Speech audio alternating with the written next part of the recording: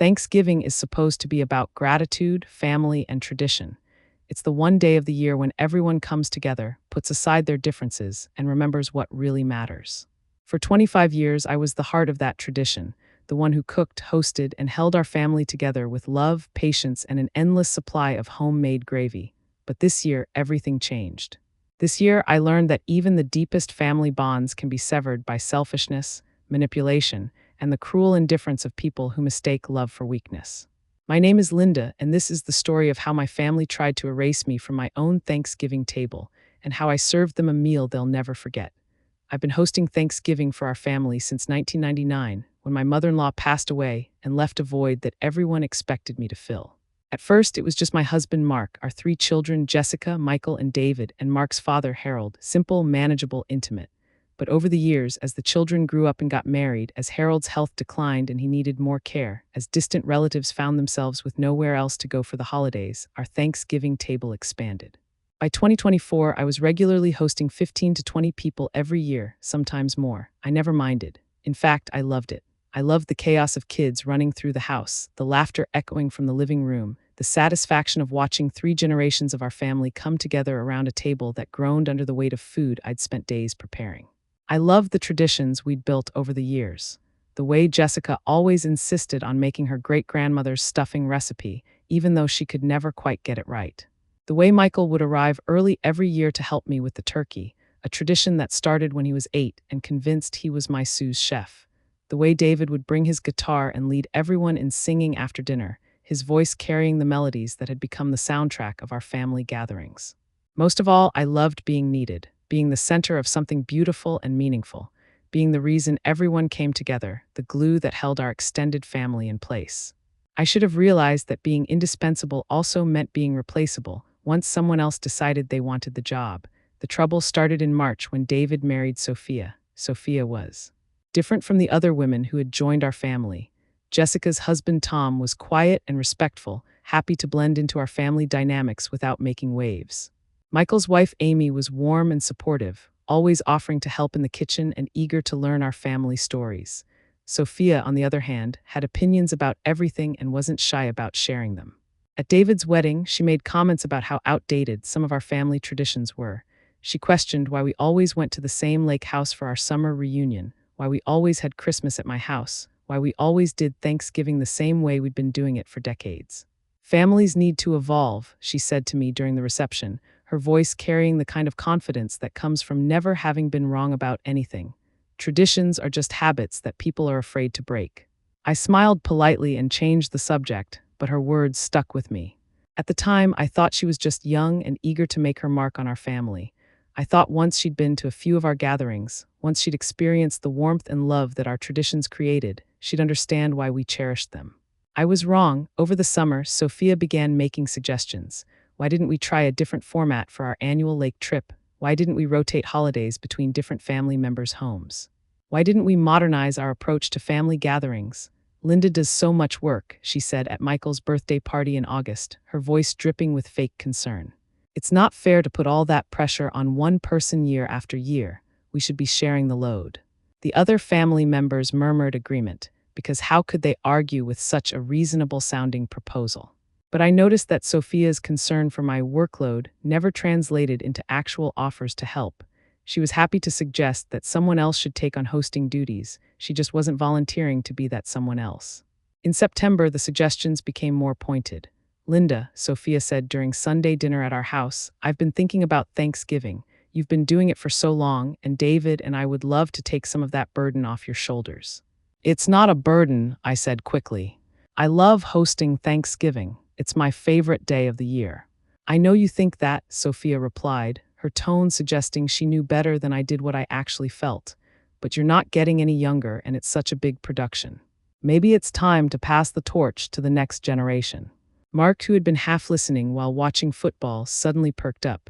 That's not a bad idea, honey. You do work awfully hard on Thanksgiving. Maybe it would be nice to be a guest for once, instead of doing all the cooking. I stared at my husband of 28 years, the man who had eaten my Thanksgiving dinner with apparent joy for a quarter century, and felt something cold settle in my chest. I like doing the cooking, I said. I like hosting, it's our tradition. Traditions can change, David chimed in, and I realized that this conversation had been planned. They had discussed this without me, decided what was best for me without asking what I wanted.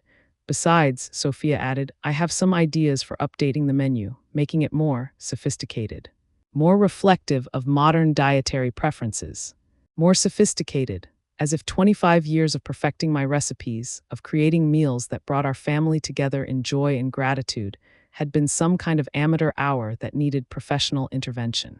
The conversation ended without any decisions being made, but I could see the writing on the wall. Sophia wanted my Thanksgiving, and she was going to get it. Over the next month, the campaign intensified. Sophia enlisted allies, Mark, who seemed relieved at the prospect of me doing less work, David, who was still in the honeymoon phase of marriage and eager to support his wife's ideas. Even Jessica, who mentioned how nice it would be for me to relax on Thanksgiving for once. Only Michael seemed to understand what was really happening. Mom, he said when he called me in early November, Amy told me about Sophia's plan to take over Thanksgiving. You don't have to do that if you don't want to. Everyone else seems to think it's a great idea, I said, trying to keep the hurt out of my voice. Everyone else doesn't understand what Thanksgiving means to you. I've watched you spend weeks preparing for that day every year since I was a kid. I've seen how happy it makes you to have everyone together in our house, eating food you made with love. Sophia doesn't get that. But Michael was outnumbered, and by mid-November, the decision had been made without my input. Sophia would host Thanksgiving at her and David's new house. She would plan the menu, do the shopping, coordinate with everyone about what to bring. I was invited, of course, as a guest. You can just relax and enjoy yourself, Sophia said when she called to officially invite me to Thanksgiving dinner. Bring a side dish if you want, but don't feel obligated. I've got everything under control. A side dish, after 25 years of planning and preparing every aspect of our family's most important meal, I was being relegated to bringing a side dish. But the worst part wasn't the demotion. The worst part was how easily my family had accepted it, how quickly they had embraced the idea of replacing me as if I were a piece of furniture that had served its purpose and could now be moved to storage. Thanksgiving Day arrived gray and cold with the promise of snow in the air. I spent the morning in my kitchen, the same kitchen where I had prepared 24 previous Thanksgiving feasts, making green bean casserole, the side dish I had been graciously allowed to contribute to the meal I was no longer welcome to host. The irony wasn't lost on me. Green bean casserole had been the first dish I'd ever learned to make for Thanksgiving, back when I was a nervous young wife trying to impress Mark's family. Now it was apparently the only dish I was trusted to handle. Mark emerged from the bedroom at noon, wearing the burgundy sweater I'd bought him for Thanksgiving the year before, another tradition that apparently meant nothing to him anymore. Ready to go? He asked, jingling his keys. Ready, I said, carrying my casserole dish and trying to muster enthusiasm for being a guest at my own family's Thanksgiving dinner. David and Sophia lived in a new subdivision about 20 minutes from our house, in one of those modern homes that looked impressive from the outside but felt cold and impersonal inside. When we pulled into their driveway, I could see other cars already there, Jessica and Tom, Michael and Amy, Harold's caregiver bringing him in his wheelchair. My family, gathered for Thanksgiving without me. Sophia greeted us at the door wearing an apron that said "Blessed and Grateful" in scripted gold letters. Her hair was perfectly styled, her makeup flawless, her smile bright and welcoming, the picture of a gracious hostess stepping into her rightful role. "Linda, Mark, welcome," she said, taking my casserole dish. "This looks wonderful. I'll just put it in the kitchen with the other sides." The other sides, as if my contribution was just one item in a long list of interchangeable dishes. "The house looks beautiful," I said, because it was true and because I was trying to be gracious. Sophia had decorated extensively, fall leaves and pumpkins artfully arranged on every surface, candles flickering in expensive holders, a massive floral centerpiece that probably cost more than I usually spent on the entire Thanksgiving meal.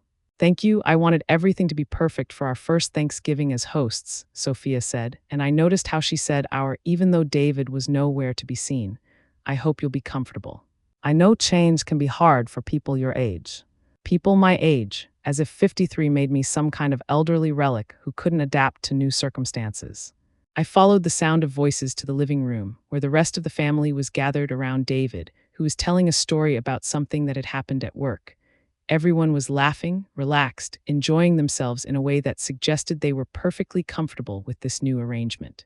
"Mom," Jessica jumped up to hug me. "How does it feel to be a guest for once? You must be so relieved not to have to worry about cooking all day." It's different, I said, looking around the room at my family, my children, my daughter-in-law, my grandchildren who weren't there yet because Jessica and Tom were still trying, my father-in-law who had eaten my Thanksgiving dinner faithfully for 25 years.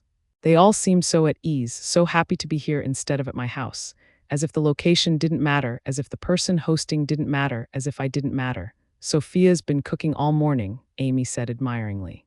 She made everything from scratch, even the cranberry sauce. She's so talented. Even the cranberry sauce, because apparently my cranberry sauce, made from the same recipe my mother had taught me 30 years ago, hadn't been good enough either. Where should I sit? I asked, because in my own house I never had to ask that question. I sat at the head of the table, the spot I'd occupied for 2.5 decades, the place where I could see everyone and make sure everyone was taken care of.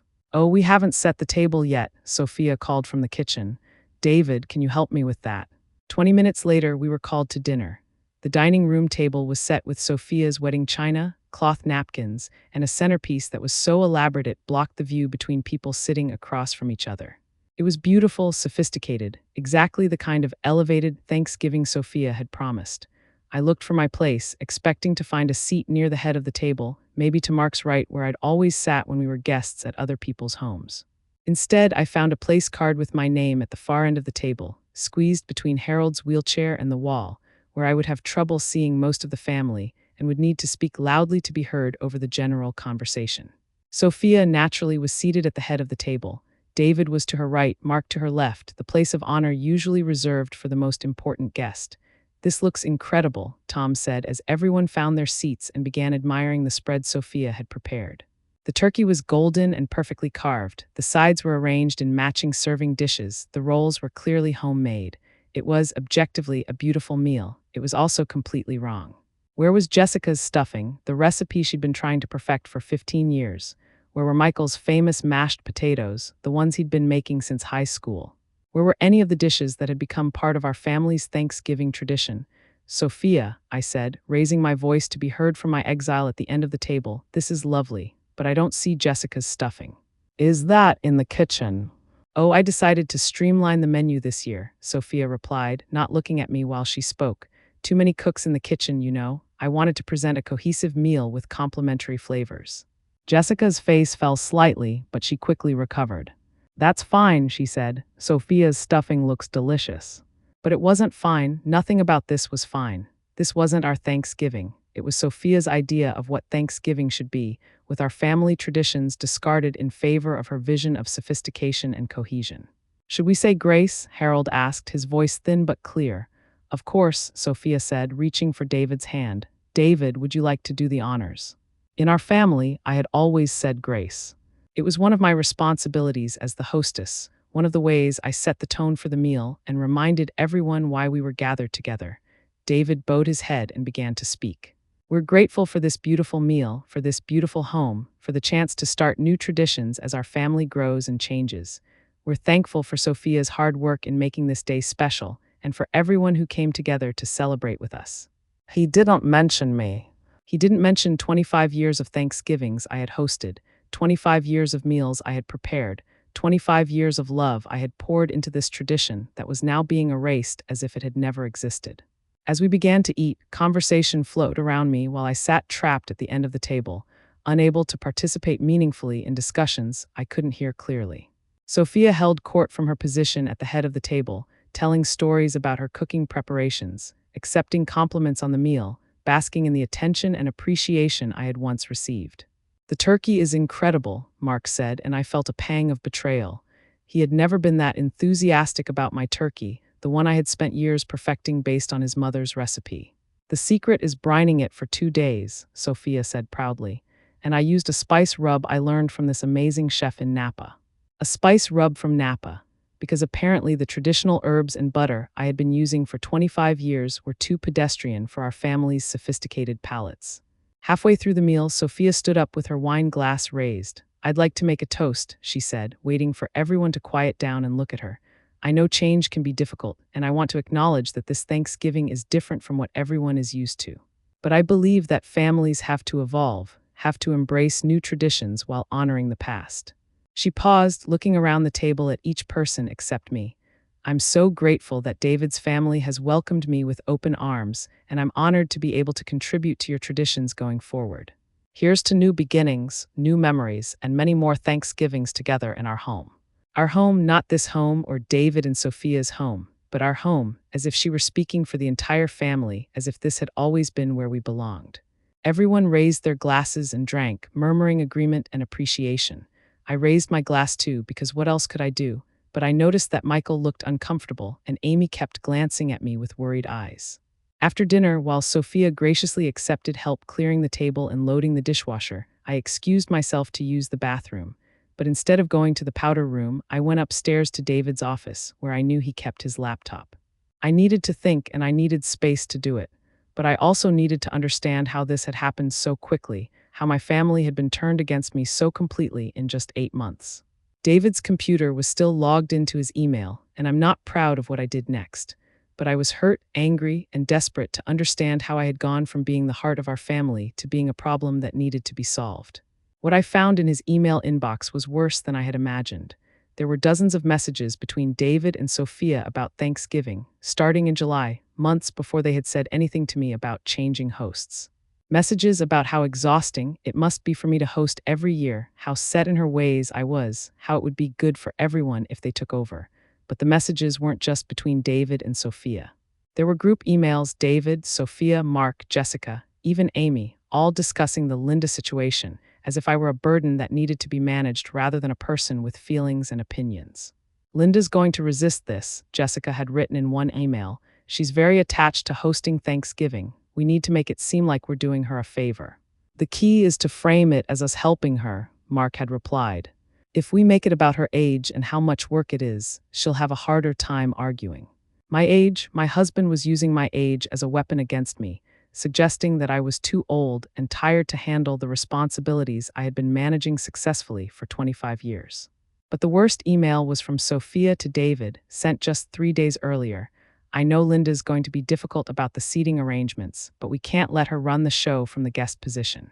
This is our first Thanksgiving as hosts, and we need to establish that we're in charge now. If we give her too much deference, she'll think she can take back control next year.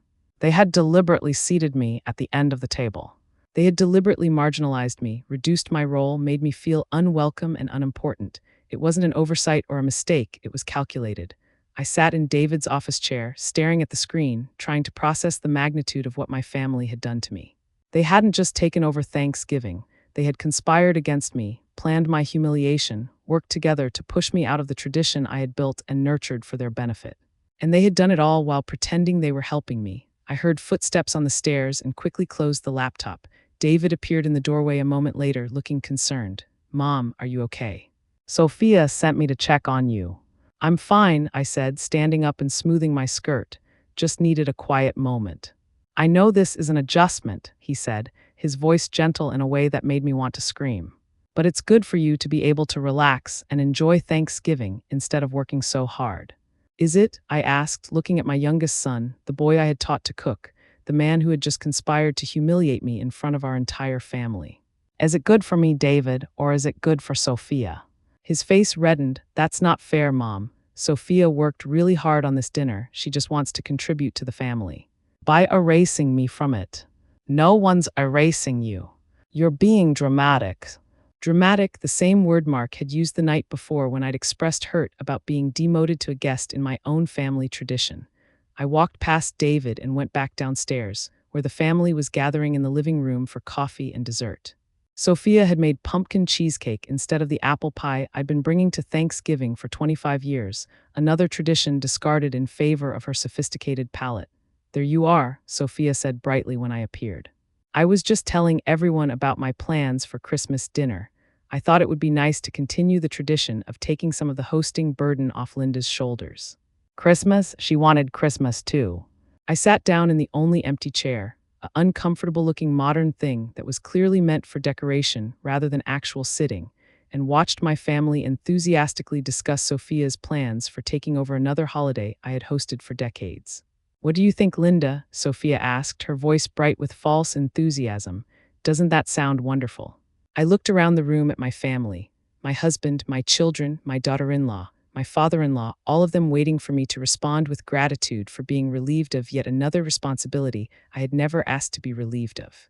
It sounds like you have everything planned out, I said carefully. I do. I'm so excited to create new traditions for our family. Change is good, don't you think? Sometimes, I said. And sometimes people who push for change get more than they bargained for. Something in my tone made Sophia's smile falter slightly, but she recovered quickly. Well, I just want everyone to be happy and comfortable. I'm sure you do. We left an hour later, after polite goodbyes and promises to get together soon. Mark and I drove home in silence, the weight of what had happened settling between us like a physical presence. That went well, Mark said as we pulled into our driveway. Sophia did a nice job with dinner. Yes, I said. She did. You seem upset. I looked at my husband, this man I had loved and supported and built a life with, this man who had sold me out in a group email and was now pretending nothing had happened. I'm tired, I said. It's been a long day. Well, at least you didn't have to do all that cooking and cleaning. I bet it was nice to relax for once. I didn't respond. There was no point in trying to explain to Mark what he had cost me, what they had all cost me. He wouldn't understand, and even if he did, he wouldn't care enough to fix it. That night, I lay awake thinking about the emails I'd read, about the conspiracy my family had hatched against me, about the casual cruelty of people who could erase 25 years of love and tradition without a second thought. By morning, I had made a decision.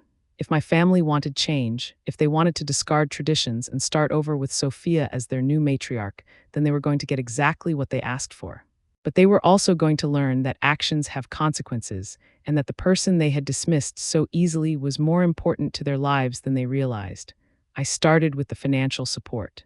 Over the years, Mark and I had been quietly helping our children in ways that had become so routine they probably didn't even think about them anymore. We paid Jessica and Tom's health insurance premiums, $600 a month that we'd been covering since Tom lost his job the previous year. We had been paying for Michael and Amy's car payments while they saved for a house down payment, $450 a month for the past 18 months. Most significantly, we had co-signed the mortgage on David and Sophia's house, the same house where they had just humiliated me, and had been making half the monthly payments because David's income alone wasn't enough to qualify for the loan they needed to buy their dream home. $1,200 a month, plus property taxes and homeowners insurance. We had been paying nearly $20,000 a year to help David and Sophia live in the house where Sophia now planned to host all future family gatherings. On Friday morning, I called our bank and spoke to our loan officer about removing our financial responsibility from David's mortgage. It would require them to refinance or sell the house, but that wasn't my problem anymore. On Monday, I called Jessica and Michael and informed them that Mark and I were restructuring our finances and would no longer be able to help with their monthly expenses. I was polite but firm, and I didn't elaborate on the reasons. Mom, is everything okay? Jessica asked, sounding worried. Did something happen with Dad's business? Everything's fine, I said. We're just making some changes as we get older, you understand. By Wednesday, all three of my children had called Mark at work, panicked about the sudden loss of financial support they had grown to depend on. Mark came home that evening upset and confused. Linda, what's going on? The kids are freaking out about money. Jessica's saying we're cutting off their health insurance. That can't be right. It's right, I said, not looking up from the book I was reading. Why? What happened?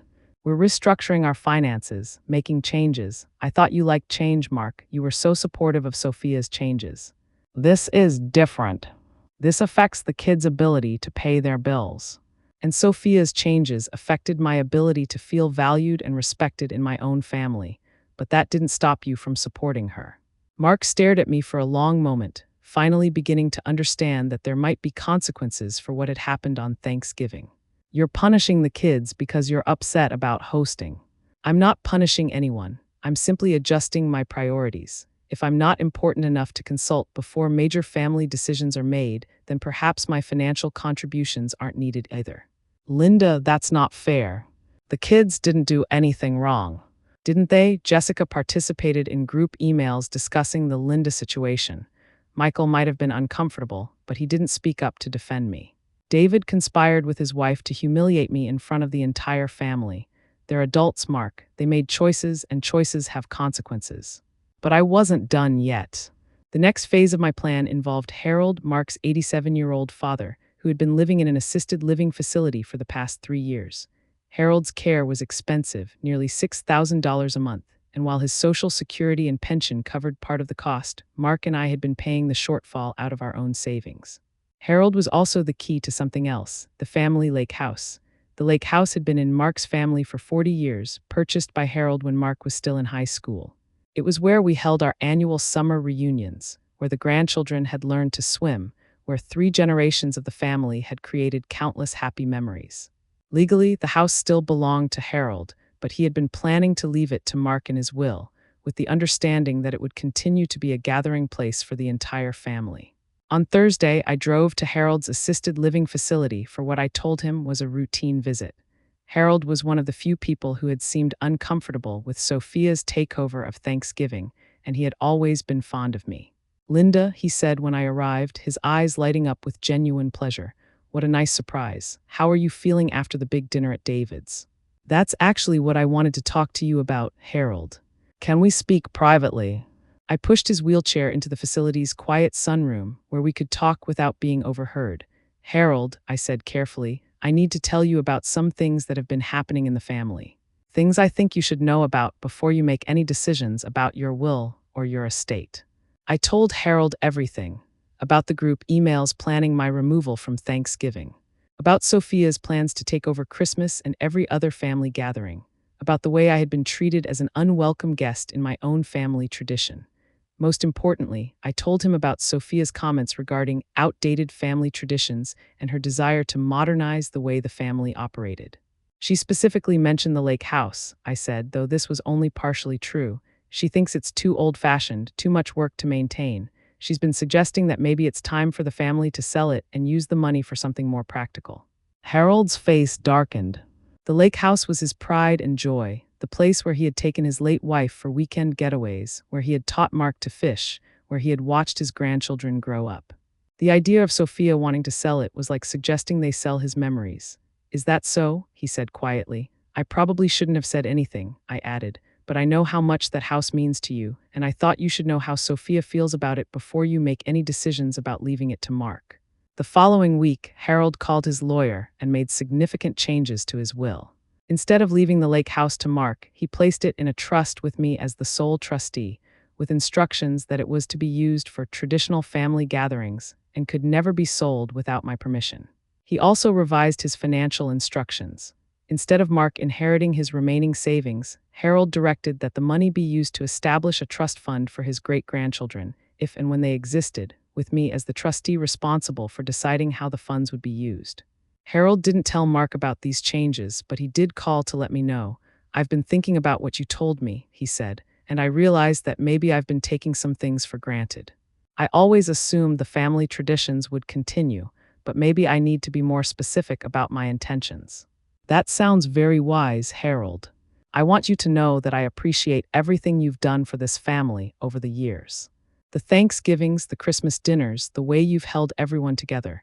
That has value, Linda, real value, and I don't want to see it thrown away." The third phase of my plan was the most personal and the most devastating.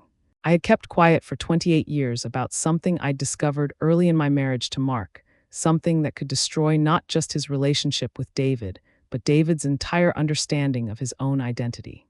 When David was 2 years old, Mark had an affair, a brief, meaningless fling with a colleague that nearly ended our marriage. I found out about it when the woman called our house, drunk and emotional, saying she needed to tell me the truth about what had been happening. Mark was devastated when I confronted him. He begged for forgiveness, promised it would never happen again, swore that he loved me and wanted to save our marriage. The affair ended immediately, and we went to counseling together to rebuild our relationship. But there was something else Mark didn't know I knew. The affair had lasted longer than he admitted, and it had continued into the time when I was pregnant with David. The timeline was uncomfortably close. Close enough that I had secretly requested a paternity test when David was born, using a hair sample and saliva swab sent to a private lab under a false name. The results confirmed that Mark was David's father, but they also revealed something else. David had genetic markers that indicated a predisposition to Huntington's disease, a hereditary condition that didn't run in either Mark's family or mine. Except that it did run in the family of Mark's affair partner. I had done my research after receiving the test results, had learned that her father had died from Huntington's at the age of 56. David didn't have Huntington's disease. The genetic markers only indicated a predisposition, not a guarantee, but he was a carrier, which meant that any children he had would have a 50% chance of developing a devastating neurological condition that had no cure.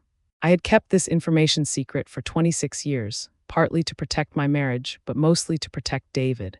There was no reason to burden him with knowledge that might never be relevant, especially when he was unlikely to pass on the genes anyway. But now David was married to a woman who was actively trying to destroy everything I had built, and they were talking about starting a family soon. Sophia had mentioned at Thanksgiving that they were planning to begin trying for children next year. I made copies of all the genetic testing documents, the original paternity test results, and the research I had compiled about Huntington's disease. Then I put everything in a sealed envelope and wrote David's name on the outside. I didn't send it immediately. This information was a nuclear weapon, and I needed to be sure I was ready for the fallout before I used it. Instead, I waited to see how my family would respond to the financial consequences of their betrayal. The response was swift and predictable. David called first, panicked about the mortgage situation. The bank had informed them that without our co-signature and financial contribution, they would need to refinance at a much higher interest rate or face foreclosure proceedings. "Mom, what's going on?" he asked, his voice tight with stress. "The bank is saying you removed your guarantee from our mortgage. There has to be some mistake." "There's no mistake, David. Your father and I are restructuring our finances. But we can't afford the house without your help. You know that. We qualified for this mortgage based on your income and credit score." "Yes, I know. I also know that you and Sophia have been planning to take over Christmas dinner, just like you took over Thanksgiving. It seems like you're ready to be independent in all aspects of your life." "Mom, that's not. Christmas is different." Sophia thought she could erase me from every family tradition and I would smile and thank her for it. She was wrong. "You're being ridiculous. No one's trying to erase you." "David, I read the emails, all of them. I saw the group discussions about the Linda situation. I saw Sophia's messages about establishing who's in charge now, so please don't insult my intelligence by pretending this was all done with good intentions." The silence on the other end of the line lasted so long I thought he might have hung up. "You went through my emails." "I went through emails that were left open on a computer in a room where I was invited to make myself comfortable. I didn't break into anything, David. But I learned quite a lot about how my family really feels about me." "Mom, I'm sorry if your feelings were hurt, but you can't destroy our lives because you're upset about a dinner party." "A dinner party? Is that what 25 years of Thanksgiving tradition means to you? A dinner party?" "That's not what I meant. David, here's what's going to happen. You and Sophia are going to figure out how to pay for the house you insisted on buying. You're going to take full responsibility for the adult decisions you've made, and you're going to learn what it really means to be independent. And if we can't, then you'll sell the house and find something you can actually afford. Just like every other young couple who doesn't have parents subsidizing their lifestyle." I hung up before he could respond. Jessica called the next day, crying, "Mom, what happened? David said you're cutting everyone off financially. Tom lost his job again yesterday, and without your help with the insurance, I don't know how we're going to afford my medications." This conversation was harder because Jessica's situation was genuinely difficult. But Jessica had also participated in the conspiracy to humiliate me, had sent emails discussing how to manage the Linda situation. "Jessica, I'm not cutting anyone off. I'm simply prioritizing our own financial security as we get older. But you've been helping us for over a year. We've built our budget around that help. And I hosted Thanksgiving for 25 years. We all got comfortable with arrangements that turned out to be temporary. This is different, Mom. This affects our ability to survive. And what happened on Thanksgiving affected my ability to feel valued and respected in my own family. But that didn't stop you from participating in planning my humiliation. I never meant to hurt you. I just thought Sophia was so excited to host, and you always say how much work Thanksgiving is." "Jessica, when did I ever complain about the work? When did I ever say I wanted someone else to take over?" She was quiet. "Never," she finally admitted. "You never said that. So whose idea was it really that I needed to be relieved of hosting duties?" "Sophia's." "But she made it sound like we were helping you." And it never occurred to you to ask me if I wanted that help. We thought you'd be resistant to change. So you decided to force change on me without my input. And now you're surprised that I'm making my own changes in response.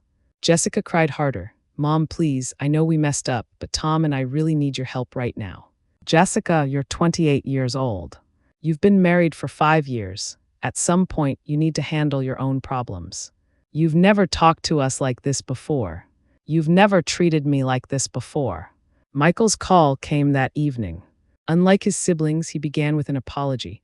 Mom, I'm sorry about Thanksgiving. I should have spoken up when I saw what was happening. I was uncomfortable with the whole thing, but I didn't want to cause a scene. I appreciate that, Michael. But I need to ask, are you really cutting off our car payments? Amy and I have been counting on that money to save for our house down payment. Michael, you're the only one who seemed to understand what was wrong with Sophia's plan. But you didn't defend me when it mattered.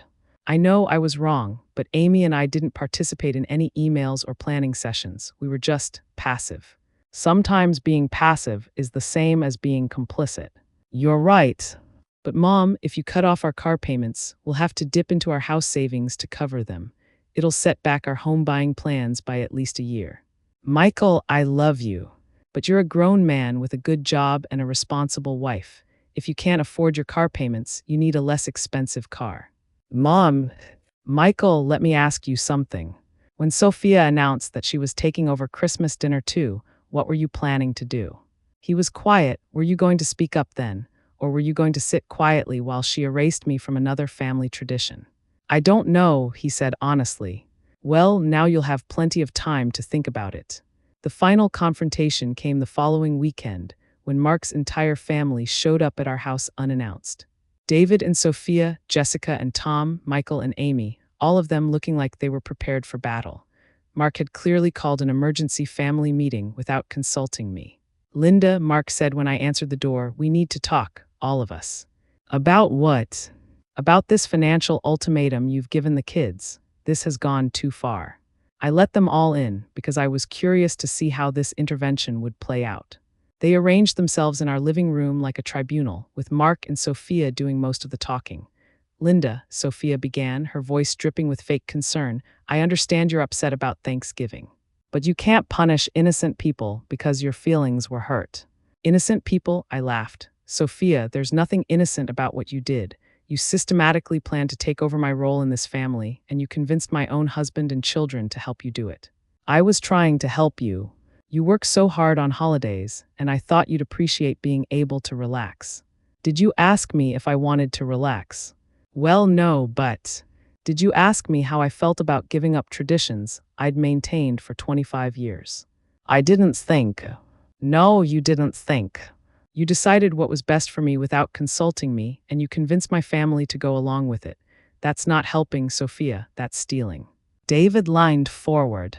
Mom, even if we handled it wrong, what you're doing now is vindictive. You're putting us in impossible financial situations. Impossible, David, you're both college-educated adults with good jobs. The only thing that's impossible is maintaining a lifestyle you can't afford without subsidies from your parents. That's not fair, Jessica chimed in. We've been counting on your help. And I was counting on being treated with respect and consideration by my own family. We all make assumptions that turn out to be wrong. Mark had been sitting quietly, but finally he spoke up. Linda, this has to stop. You're tearing the family apart. I'm tearing the family apart. I stared at my husband in amazement. Mark, you participated in secret emails planning to humiliate me. You sat at Sophia's table and praised her cooking, while I sat banished to the end like an unwanted relative. You've been helping our son pay for a house so his wife could play hostess with my traditions, but I'm the one tearing the family apart. You're being unreasonable. Am I? Let me tell you what's unreasonable, Mark. What's unreasonable is 28 years of marriage, where my husband values keeping the peace more than protecting my dignity.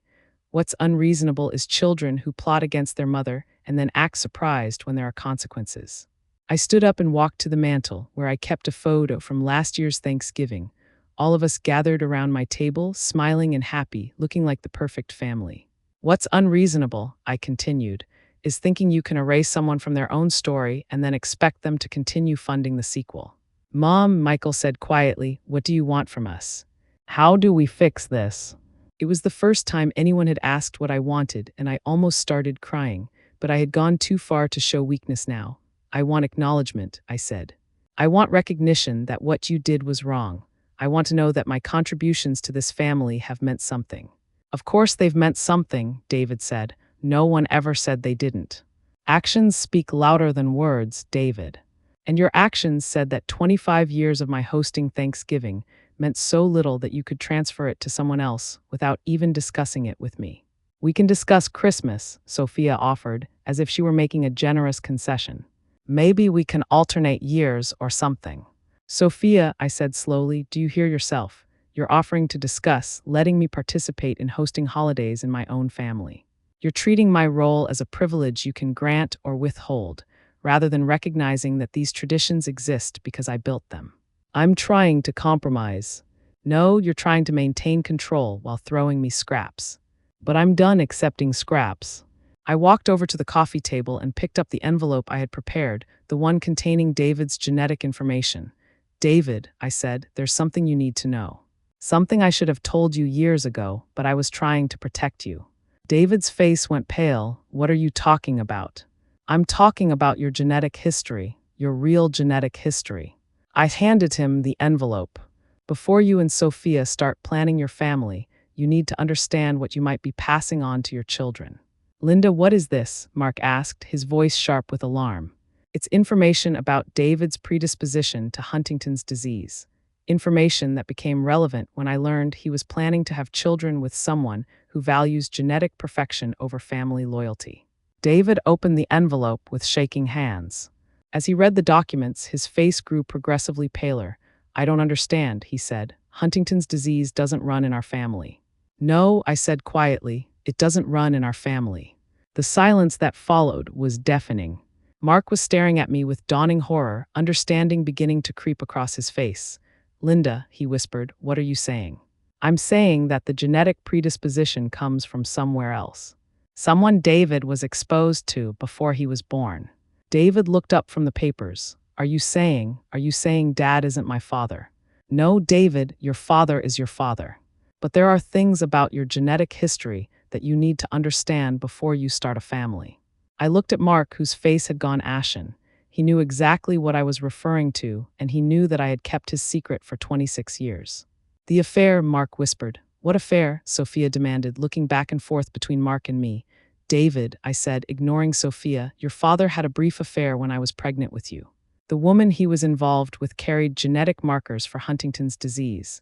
There's a possibility, not a certainty, but a possibility that you inherited those markers. This is insane, Sophia said, her voice rising. You're making this up to hurt us. The genetic testing results are right there, I said calmly, along with the original paternity test I had done when David was born. You can verify everything with your own doctors. David was reading through the papers again, his hands shaking. It says here that I'm a carrier, that any children I have would have a 50% chance.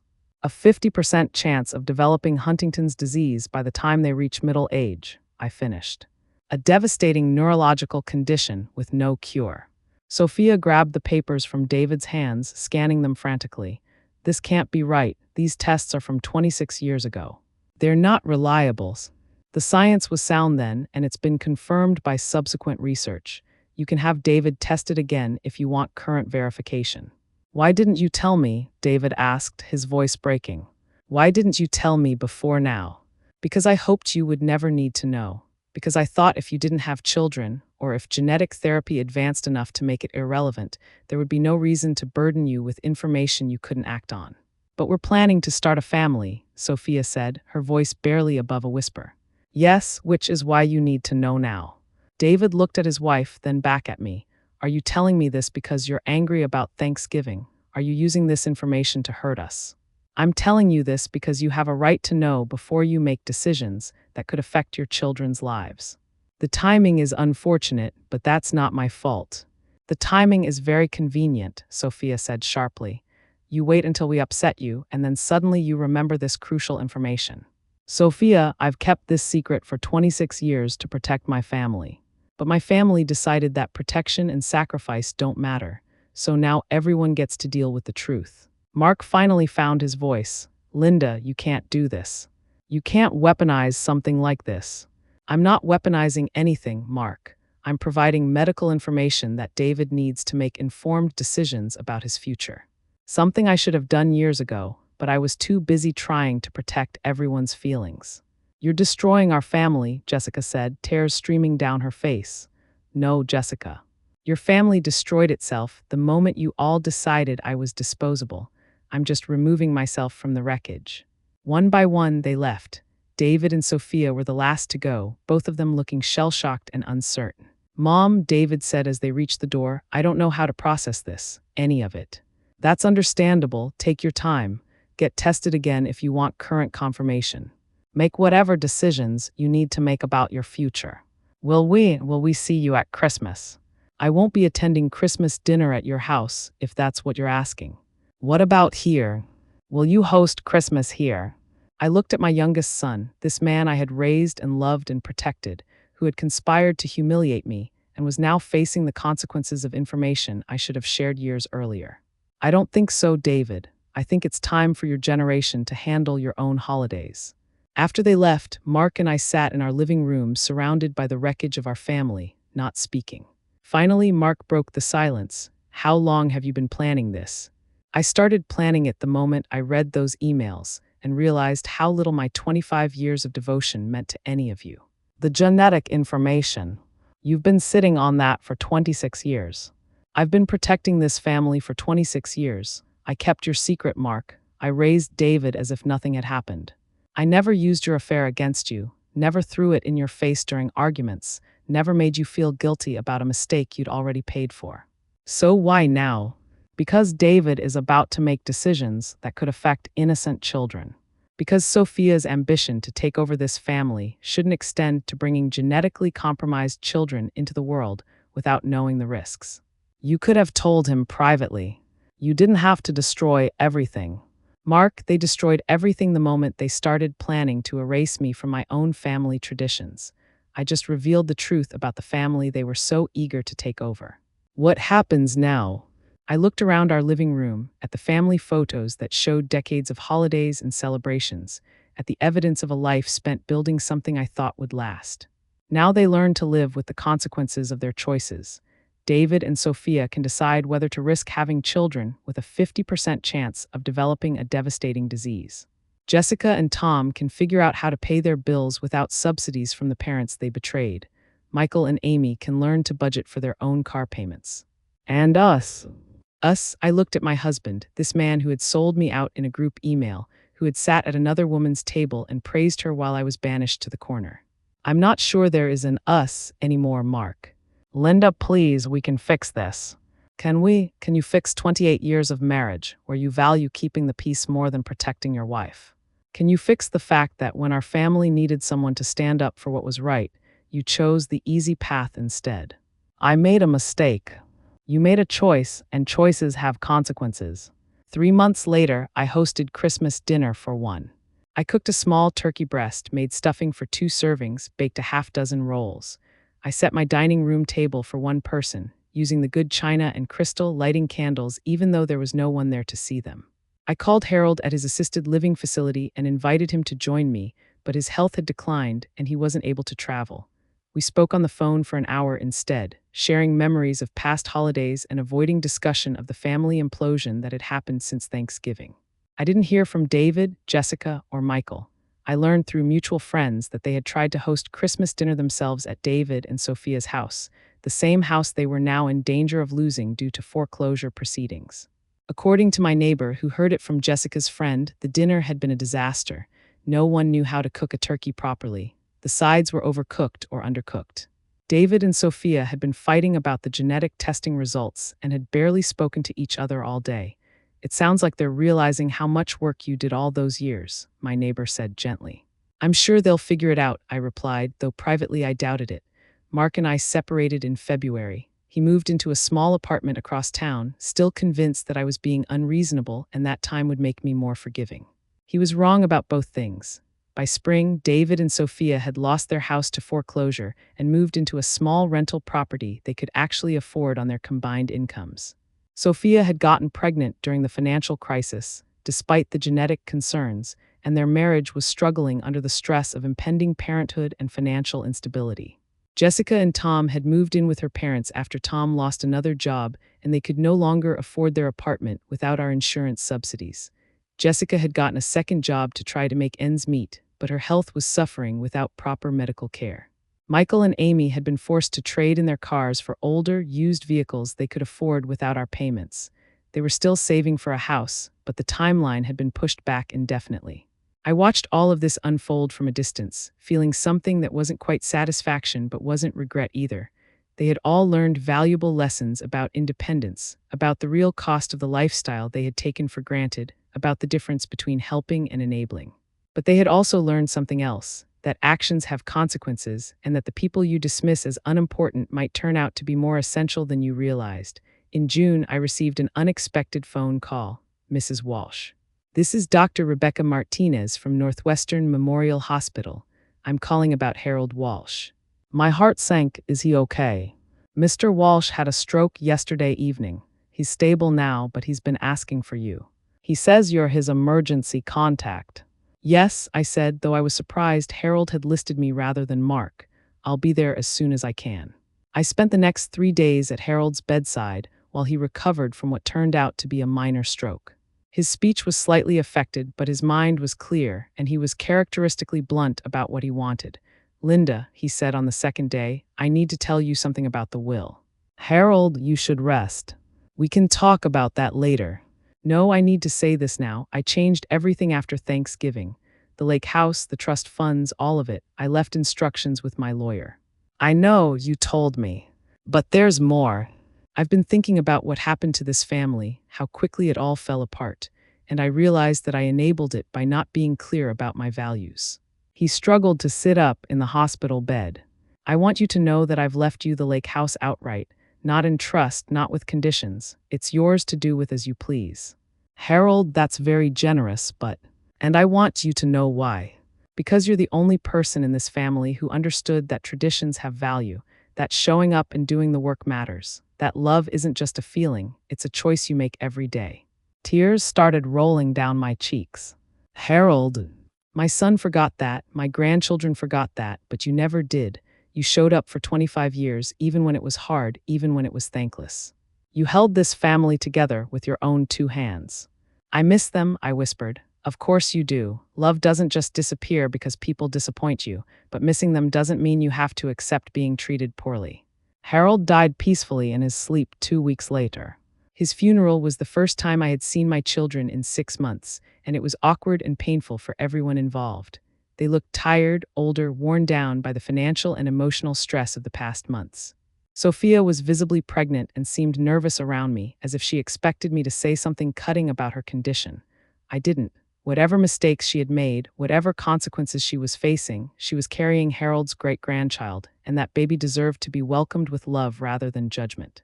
Mom, David approached me after the service. I wanted to tell you, we had the genetic testing done again. You were right about the Huntington's markers. I'm sorry, I said, and I meant it. Sophia and I talked to a genetic counselor. There are options now, procedures that can screen embryos. We might still be able to have healthy children. I hope you can. The thing is, we need to know about family medical history from both sides. And Sophia realized that she doesn't know much about your side of the family's health issues. It was an olive branch, carefully extended, a recognition that I might have information they needed, that my role in their lives might not be entirely expendable after all. I'd be happy to share what I know, I said, when you're ready. Would you be willing to meet for coffee sometime, to talk? I looked at my youngest son, this man who had hurt me so deeply, but who was also trying to find his way back to some kind of relationship. I'd like that, I said, but I didn't agree to anything else. I didn't offer to host holidays again, didn't suggest that we could go back to the way things were. Too much had been said and done for that. Instead, I started building a new life. I took early retirement from my job and used the insurance money from Harold's death to travel, something Mark and I had always talked about doing but never made time for. I went to Italy and learned to make pasta from scratch. I went to France and took cooking classes at Le Cordon Bleu. I went to Thailand and studied their approach to family dining traditions. I also started a blog about family traditions and hospitality, sharing recipes and stories from my years of hosting holidays. It grew slowly at first, but eventually attracted a following of women who had found themselves displaced from family traditions by divorce, death, or simply the changing dynamics of growing families. I wrote about the pain of being replaced, about the importance of acknowledging the people who do the invisible work of holding families together, about the difference between helping someone and erasing them. The response was overwhelming. Hundreds of women shared their own stories of being pushed aside, taken for granted, or simply forgotten as families evolved. Many of them were facing the same choice I had faced: accept diminished roles in their own families or walk away and build something new. Not all of them chose to walk away, but all of them found value in having their experiences validated and their contributions recognized. 2 years after the Thanksgiving disaster, I received a text from Jessica.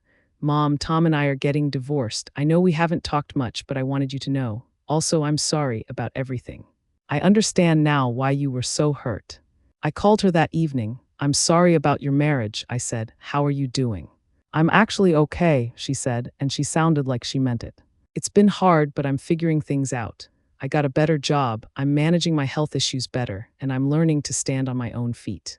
"That's wonderful. Mom, can I ask you something? Do you think you'll ever forgive us for what we did?" "Jessica, I forgave you a long time ago. Forgiveness isn't the same as forgetting, and it's not the same as going back to the way things were, but I don't carry anger toward you anymore." "Would you? Would you be willing to have lunch sometime, just us?" "I'd like that very much." Jessica and I began meeting for lunch once a month. Slowly, carefully, we rebuilt a relationship based on mutual respect rather than obligation. She never asked me to resume hosting holidays, never suggested that I should get over what had happened. Instead, she told me about her life, her struggles, her growth, and she listened when I told her about mine. Michael reached out 6 months later with a similar request and a similar approach. Our relationship resumed differently than it had been before, more honest, more intentional, with clearer boundaries on both sides. David took longer.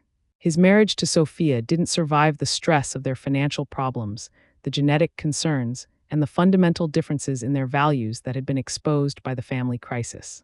They divorced when their son was 18 months old, and David moved back to Chicago to be closer to his child. When he finally called me, 3 years after that devastating Thanksgiving, his first words were, "Mom, I need to tell you that I understand now why you did what you did." "Do you?" Sophia and I went to counseling before the divorce, and the therapist helped me see how manipulative some of her behavior had been. Not just with you, but with me too. The way she isolated me from the family, the way she convinced me that traditions weren't important, the way she made me think that cutting you out was somehow healthy. "I'm sorry your marriage didn't work out." "I'm not." I realized that I was so eager to please her that I forgot who I was, forgot what mattered to me. I let her convince me that the woman who raised me with love and dedication was somehow toxic. "You were trying to build a life with the person you loved." "That's not wrong." "But the way I did it was wrong. The way I treated you was wrong. And I want you to know that I'm teaching your grandson about his grandmother who loves traditions and brings families together with food and patience. I'd like to meet him sometime." "I'd like that too." Now, 5 years later, I have relationships with all 3 of my children again. Different relationships than we had before, more honest, more boundaried, more intentional.